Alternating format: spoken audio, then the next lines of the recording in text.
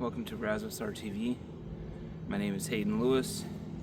Today I'm going to do an introduction to this Neyze or spear. Again, Neyze. So this is the most common weapon, bar none, across pretty much any battlefield known to man. Up until we started using sticks and bones, we started making these fairly shortly after.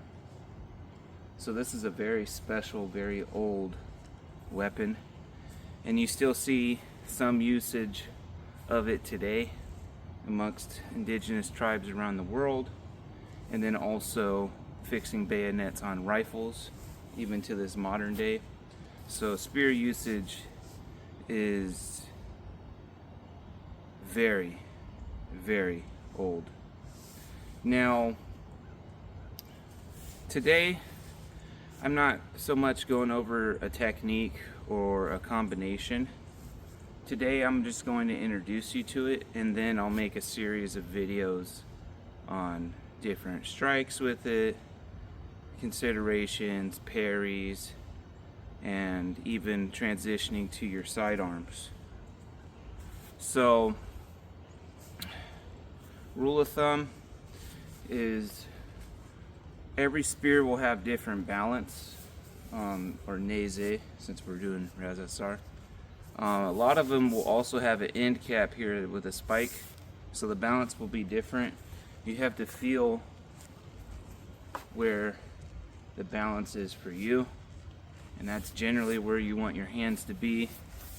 Now when it comes to hand positioning, you can grip it like this, traditional, standard thrust. You can thrust without sliding your hands. This is going to give you more reach and more power, but sometimes when they're close, you're using more than just the spearhead. You can also come here like you're using a bow, as in from Kubudo, the bow staff, right? And it's the same thing. You could still thrust very well with it. It makes, for me, it makes these horizontal cuts, and Neyze barfar striking the head with it, with the spear. I feel more power when I'm coming here, and I feel like I can hook more with this grip. Although I would prefer this grip if I were fighting closer, because then I'm coming here, grabbing them, throwing them, finishing them. So, and then you can even grip here or here, right? There's some unorthodox grips here, right? Different positioning depending on your situation. You can have a stance like this, here, right? Down low, here. So there's all kinds of positionings depending on your circumstance with Neyze. Now, of course, if a guy is standing in formation, they're almost all going to be here because they got to make that wall and they got to hold their ground. Now, that's not always the situation. Most times when you're using a spear, when people were using spear historically, they're in formation typically, or holding down a walkway or whatever. So this is most common, but you have all these other options as well, right? You can change to one-handed, right? Now, a more advanced move set, technique set we'll get into later is like I'm striking, right? Whatever strike I'm doing here, transition, right? Or I'm coming here, transition, right? Or again, here, right? Depending on circumstance. Now, of course, if I have them at the end of my spear, I don't really need to do the fancy things and draw my other my other sidearms. But if they're up close and I'm coming here, boom, and I'm trying to close the distance, knock them down, and finish them, that's when it's a good time to transition. So just keep that in mind. Transitioning to your sidearms is a very important skill to know, but you won't be doing it most of the time, as I'm sure you're already aware of that. So again, basic grips are here, both thumbs forward. I mean, it doesn't have to be like that. Here, here. Now this grip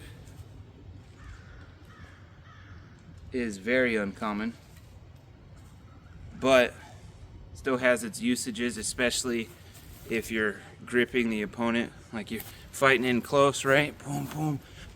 It's good for wrestling with your opponent, although this is probably the least popular grip. But here, again, here, here, here, or vice versa, right? And when you're fighting with Neyze,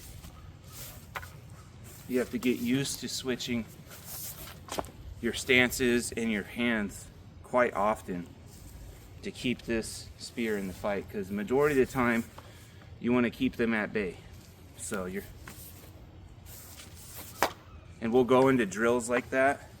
Now if you're set up like you're wearing like a historical kind of outfit like me, with gambas or whatever armor, you have your weapons on you, you have to account for that, because you'll knock them, you'll hit them, so you just have to be wary of that and fight through that. So your equipment will change everything as well, so just keep that in mind. Your terrain, so I'm on a hill, it's slippery, I've been filming some, I've been slipping, so luckily I have this to catch myself, so it's a good walking stick as well, especially if you're like me and you have bad back, bad knees, bad everything pretty much.